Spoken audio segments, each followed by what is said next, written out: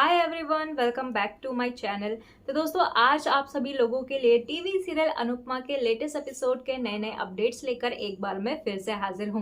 तो चलिए दोस्तों, देखते हैं क्या कुछ हुआ है अनुपमा के आज के सीरियल में और क्या कुछ नया देखने के लिए मिलता है हमें अनुपमा सीरियल में। तो चलिए दोस्तों, शुरू करते हैं अनुपमा का ये आज का एपिसोड। तो उससे पहले अगर दोस्तों आपने वीडियो को लाइक शेयर सब्सक्राइब नहीं किया हो तो प्लीज कर दीजिएगा, और वीडियो अच्छी लगे तो कॉमेंट्स करके हमें जरूर बताइएगा। तो चलिए दोस्तों, शुरू करते हैं अनुपमा का आज का एपिसोड। तो दोस्तों, टीवी सीरियल अनुपमा में आज की कहानी में हमें दिखाया जाता है कि अनुपमा इंदिरा जी को आशा भवन में लेकर आती है, और जैसे ही वो आती है तो सारे आशा भवन के मेंबर्स जो हैं वो इंदिरा जी को पहचान लेते हैं और इंदिरा जी कहकर उनके पास आते हैं। और तभी वहाँ पर नंदिता कहते हुए नजर आती है कि इंदिरा जी ऐसी हालत में कहाँ मिली आपको। पर अनुपमा कहने लगती है कि कहते हैं कि बच्चे भगवान का रूप होते हैं, लेकिन कुछ बच्चे बड़े होकर शैतान का रूप भी बन जाते हैं और शैतान से भी भयानक बन जाते हैं। और तभी वहाँ पर अनुपमा कहने लगती है कि इंदिरा जी मुझे कचड़े के ढेर में मिली। हम सब इंतजार कर रहे थे ना इंदिरा जी का कि वो कब आएगी, कब उनका फोन आएगा, लेकिन यहाँ पर हमें नहीं पता था कि इंदिरा जी की ऐसी हालत होगी। और तभी हम अनुज को देखते हैं जो कि इंदिरा जी को गोद में उठाकर आशा भवन के अंदर लेकर चला जाता है। और तभी हमें दूसरी तरफ टीटू को दिखाया जाता है, जहाँ पर वो डिम्पी को डांट रहा होता है और कहने लगता है कि तुम्हारा दिमाग खराब हो गया है या फिर तुम ये फोन यूज कर करके तुमने अपना दिमाग हैंग कर लिया है।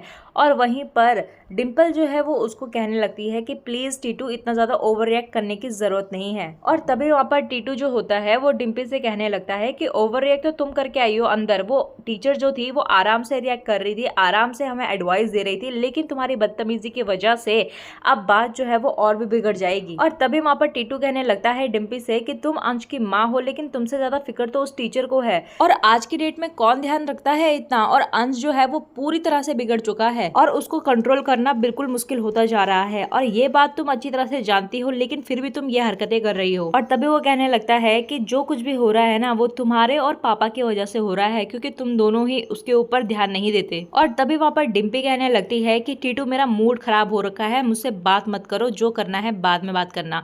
और तभी वहाँ पर टीटू कहने लगता है कि अब जो भी बात होगी, तुम सही कह रहे हो, तुमसे नहीं होगी, तुम्हारे घर वालों से होगी, और साथ ही साथ तुम्हारे पापा और अंश से होगी। और इसके बाद जो है वो डिम्पी कहने लगती है कि खबरदार अगर तुमने पापा और अंश को कुछ भी कहा तो।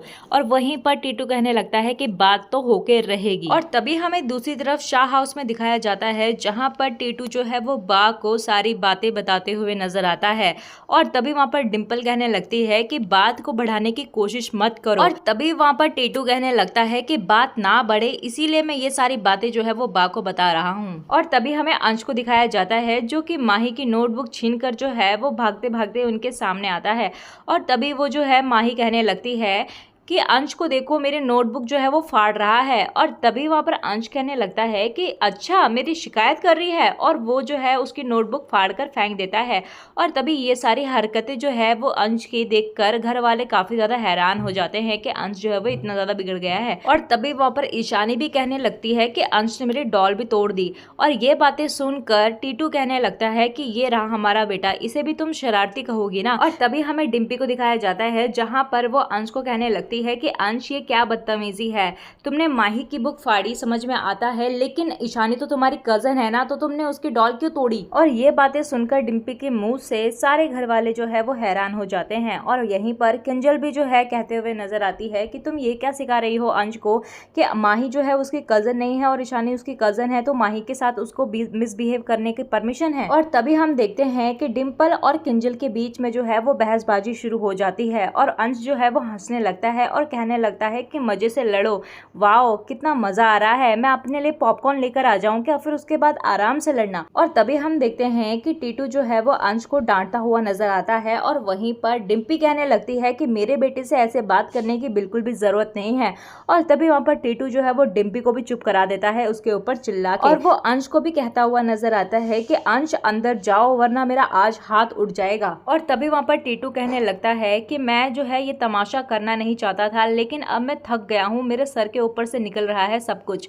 और वही वो कहने लगता है कि मैंने इस घर के लिए क्या कुछ नहीं किया, अच्छा बेटा बनने की कोशिश की, अच्छा बाप बनने की कोशिश की, अच्छा पति बनने की कोशिश, लेकिन पापा ने आज तक मुझे एक्सेप्ट नहीं किया। और ना ही कभी डिम्पी ने कोशिश की मेरे और पापा में ब्रिज बनने की। उल्टा तो ये पापा का साथ दिया करती थी, चाहे वो गलत भी हो, क्योंकि इसे तो पापा के गुड बुक्स में रहना है ना, इसीलिए ना। और कहता हुआ नजर आता है कि बा मैंने शादी की थी ताकि मुझे परिवार मिल जाए, लेकिन इस परिवार में मैं बिल्कुल अकेला हूँ। और कहता हुआ नजर आता है कि मैं इतना ज्यादा अकेला हूँ बा कि मुझे घुटन होती है। और अंश आज भी मुझे अपना सौतेले बाप जो है वो समझता है। और डिम्पी हमेशा मेरा बेटा करती रहती है, लेकिन इसने कभी भी ये नहीं कहा कि हमारा बेटा। और कहने लगता है कि अब ये डिम्पी वो रही नहीं जिसे मैं प्यार करता था। और तभी वो कहने लगता है कि कभी कभी तो मेरा मन करता है कि मैं सब कुछ छोड़कर यहाँ से चला जाऊं। और तभी डिम्पी कहने लगती है कि जाओ, फिर क्यों रुके हुए यहाँ पे, चले जाओ। और कहने लगती है कि तुम्हें जहाँ जाना है वहाँ जाओ, मैं तंग आ गई हूँ तुमसे, तुम ऐसा करते हो कि जैसे तुमने मुझसे शादी नहीं मुझ पे एहसान किया है। और कहने लगती है कि मैंने तुम्हें कभी भी घर जमाई बनने के लिए फोर्स नहीं किया है, तो आज भी तुम्हें रोकूंगी नहीं, तुम जा सकते हो यहाँ से। और ये सारी बातें सुनकर टीटू का दिल जो है वो टूट जाता है, और जिसकी वजह से वो उस घर से जो है वो बाहर जाने लगता है। तो किंजल जो है वो डिम्पी को कहती हुई नजर आती है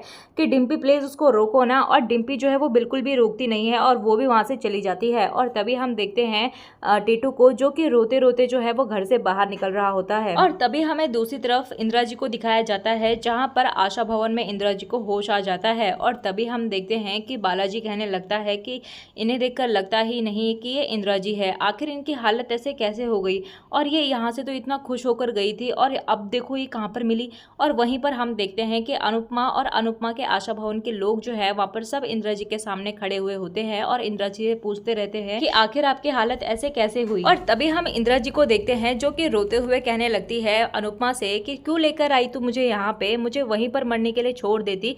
तो अनुपमा कहने लगती है कि ऐसी कैसी बातें कर रही है इंदिरा जी आप। और तभी वहाँ पर बालाजी भी कहने लगते हैं कि ऐसे कैसे छोड़ सकते हैं इंदिरा जी आपको, आप प्लीज ऐसे मत कहिए। और तभी हम अनुपमा को देखते हैं, जो कि इंदिरा जी से कहने लगती है कि जाते समय मैंने आपको आशा भवन की चाबी दी थी ना, ताकि आप हमेशा के लिए जो है वो कभी भी यहाँ पर लौट सकती हैं और हक से लौट सकती हैं, तो फिर आप यहाँ पर क्यों नहीं आई। और इंदिरा जी कहने लगती है कि नहीं आना था, मुझे नहीं आना था। और कहने लगती है कि मुझे मरना था, मुझे क्यों नहीं मरने दिया, तुम लोगों ने क्यों नहीं मरने दिया। और तभी अनुपमा जो है वो इंदिरा जी से पूछने लगती है कि मुझे बताइए कि आपकी ऐसी हालत जो है वो कैसे हुई। और तभी बालाजी भी कहने लगते हैं कि जाते समय तो आप बहुत ज्यादा खुश थी, तो ऐसे 4-5 दिनों में ऐसा क्या हुआ जिसकी वजह से आपकी ऐसी हालत हो गई।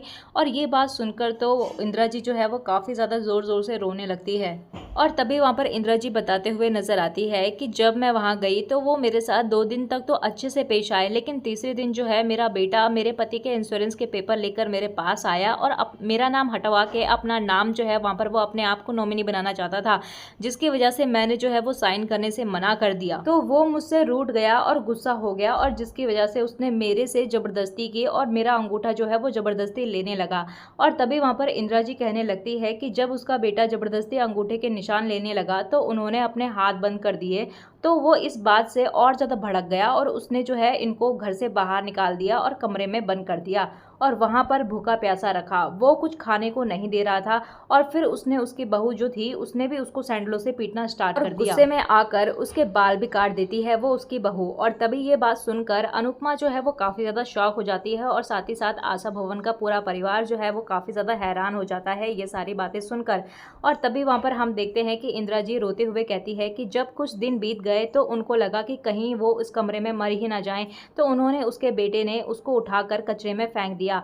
तो वो जो है वो बहुत रो रही थी और कहने लग जाती है कि इससे अच्छा तो वो उनका बेटा उनको मार ही देता, वो जीना ही नहीं चाहती थी। और तभी ये सारी बातें सुनकर अनुपमा काफ़ी ज़्यादा दुखी हो जाती है और कहने लगती है कि हम अपने बच्चों के लिए क्या कुछ नहीं करते, लेकिन आजकल की औलादें जो है वो अपने माँ बापों को कुछ भी नहीं समझती और पैसों के लिए कुछ भी कर लेते हैं, कलयुग आ गया है। और तभी वहाँ पर हम देखते हैं इंदिरा जी को जो कहने लगती है बार बार कि मुझे नहीं जीना है। और तभी यहाँ पर अनुपमा जो है वो इंदिरा जी को दिलासा देते हुए कहती है कि आपके बेटे ने आपके साथ जो कुछ भी किया उसका परिणाम उसको तो भोगना ही पड़ेगा। और जो लड़का ऐसा सब कुछ कर सकता है अपनी माँ के साथ तो उसको सजा मिलने भी बहुत ही ज्यादा जरूरी है। और तभी हम देखते हैं कि अनुपमा जो है वो उसके बेटे को सजा दिलाने की बातें करते हुए नजर आती है और उसके किए गए का भुगतान करने के लिए कहती हुई नजर आती है।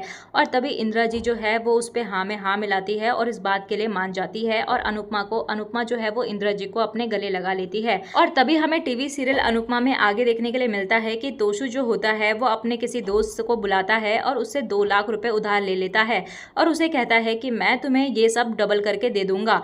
और तभी उसका दोस्त कहने लगता है कि पैसे के मामले में उसके पापा कहते हैं कि किसी पे विश्वास नहीं करना चाहिए और अपने साए पे भी नहीं। तो यहाँ पर वो कहने लगता है कि मुझे मुंह जवानी पर गारंटी नहीं है। तो फिर वहाँ पर तोशु उसे समझाते हुए कहने लगता है कि ठीक है, अगर ऐसा नहीं है तो ठीक है। तोशु भी कहता है कि ठीक है। वह अपने पापा वनराज का नंबर देके कहता है कि ये नंबर सेव रखो, अगर कुछ भी गड़बड़ हुई तो तुम सारे पैसे तुम इनसे ले लेना। और फिर उसका दोस्त वहां से चला जाता है और फिर तोशु बोलता है कि पापा आप मेरा हिस्सा नहीं देना चाहते थे ना, पर मैं भी आपका बेटा ही हूँ और मैं कुछ ना कुछ जुगाड़ लगाकर अपना हिस्सा आपसे ले ही लूंगा। और तभी हमें अगले सीन में देखने के लिए मिलता है कि इंदिरा जी का बेटा जो है वो अपने घर पर कुछ पार्टी वगैरह कर रहा होता है और वहीं पर अनुपमा आ जाती है और उसके मुंह पर सीधा जाकर एक जोरदार चांटा मार देती है। और वहीं पर इंदिरा जी का बेटा कहता है कि ये क्या बदतमीजी है।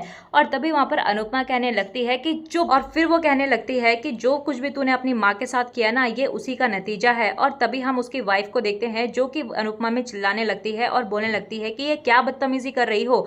और तभी वहां पर अनुपमा कहने लगती है कि तुम्हारा नंबर भी आएगा, शांत होकर वहीं पर खड़ी रहो। और तभी उसकी वाइफ जो होती है वो डरकर बिल्कुल वहां पर खड़ी हो जाती है चुपचाप। और तभी वहां पर अनुपमा जो है वो इंदिरा जी के बेटे से कहती हुई नजर आती है कि इंदिरा जी हमारे साथ खुश थी, हम उन्हें बहुत ज्यादा प्यार से रख रहे थे, इज्जत भी दे रहे थे और वो अपना जीवन खुशी खुशी हमारे साथ व्यतीत कर रही थी, जी रही थी। तो तुम लोगों ने उनके साथ ऐसा क्यों किया? उन्हें मारा पीटा, उन्हें कूड़े में फेंक दिया। ऐसा कौन सा बेटा करता है अपनी माँ के साथ? और तभी वहां पर बालाजी भी कहते हुए नजर आते हैं कि ऐसा कौन सा बेटा अपनी माँ के साथ ऐसा करता है, तुम तो बेटे के नाम पर एक कलंक हो। और तभी वहां पर उसकी बहू जो होती है वो कहने लगती है कि ये वही आदमी है जिसने इंदिरा जी को गिफ्ट दिया था कंगा। और वहीं पर कहने लगती है कि पता नहीं ये आश्रम में क्या क्या गुल खिलाती रहती थी। और तभी वहां पर ये सुनते ही अनुपमा जो है वो भड़क जाती है और उसे कहती है कि जैसे तुम्हारी अब जुबान फिसल रही है ना, मेरा हाथ भी फिसलना स्टार्ट कर देगा अगर थोड़ी सी भी और बदतमीजी की तो। और वहीं पर वो दोनों के दोनों डरकर एकदम से चुप हो जाते हैं। और फिर अनुपमा उससे कहती है कि तुम्हें शर्म नहीं आई? तुमने अपनी माँ को कूड़े में फेंका, उन्हें भूखा रखा, प्यासा रखा, तुम्हारी बीवी ने उन्हें सैंडलों से मारा और ये सब कुछ करते हुए तुम लोगों को थोड़ी सी भी शर्म नहीं आई? और तभी वहां पर अनुपमा जो है वो उसकी बीवी के माँ के बारे में पूछने लग जाती है और कहने लगती है कि तुम्हारे माँ बाप हैं? तो उसकी बीवी कहने लगती है कि है ना। तो अनुपमा कहने लगती है कि कहाँ है? तो वहां पर वो कहने लगती है कि वो अपने भाई के साथ रहती हैं। और तभी अनुपमा कहने लगती है कि फिर तो उन्हें भी तुम्हारे माँ बाप के साथ ऐसा ही करना चाहिए जैसे तुम अपने पति के साथ कर रही हो। और तभी वहां पर उसकी बीवी जो है वो काफी ज्यादा चिढ़ जाती है और कहने लगती है कि तुम ये क्या बोल रही हो? तभी अनुपमा कहने लगती है कि अपने पे आई तो गुस्सा लग रहा है, तुम्हें शर्म आनी चाहिए। तुमने अपनी सास को नुकीले सैंडलों से मारा, ऐसा कौन करता है एक बुजुर्ग के साथ? और वहीं पर इंदिरा जी का पोता भी आता है और वहां पर अनुपमा को सारी बातें बताता है कि उन्होंने दादी के साथ क्या क्या किया। और तभी वहां पर वो अनुपमा से कहने लगता है कि आप लोगों को भी इनके साथ ऐसा ही सब कुछ करना चाहिए। और तभी वहां पर अनुपमा जो है वो काफी ज्यादा इमोशनल हो जाती है और उस बच्चे को अपने गले से लगा लेती है और फिर उनको समझाती हुई कहती है कि देखो, बच्चे सब कुछ सीखते हैं जो उनके माँ बाप करते हैं और अब इसने भी वो सब सीख लिया है, तो कैसा लगेगा तुम लोगों को जब ये बड़ा होकर तुम्हारे साथ भी ये सब कुछ करेगा। लेकिन उनके माँ बाप पे कोई भी फर्क नहीं पड़ता। और तभी वहां पर अनुपमा जो है वो इंस्पेक्टर को आवाज लगाती है और अंदर आने के लिए कहते हुए इन्हें गिरफ्तार कर लीजिए कहती है।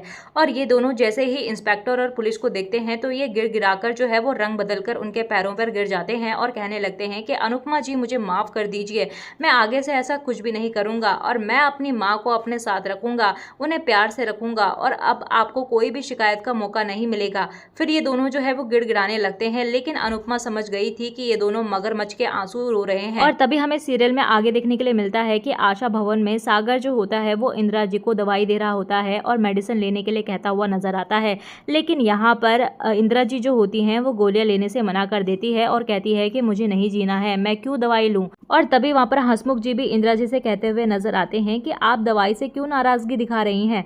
तो वहां पर इंदिरा जी कहने लगती है कि मैं दवाई से नहीं, मुझे तो जिंदगी से ही नाराजगी हो गई है। और तभी वहाँ पर एकदम से इंदिरा जी के पोते की आवाज़ आती है और वो कहता है कि दादी आप दवाई नहीं खाओगे तो ठीक कैसे हो जाओगे। अब एकदम से अपने पोते की आवाज़ सुनकर वो खुश हो जाती है और उसे भागकर गले लगा लेती है और कहती है कि बेटा आप आ गए तो मैं बिल्कुल ठीक हूँ। तो वो खुश हो जाती है और इसी खुशी में उनके सर के जो पल्लू होता है वो उतर जाता है और उनके कटे हुए बाल एकदम से दिखाई देते हैं।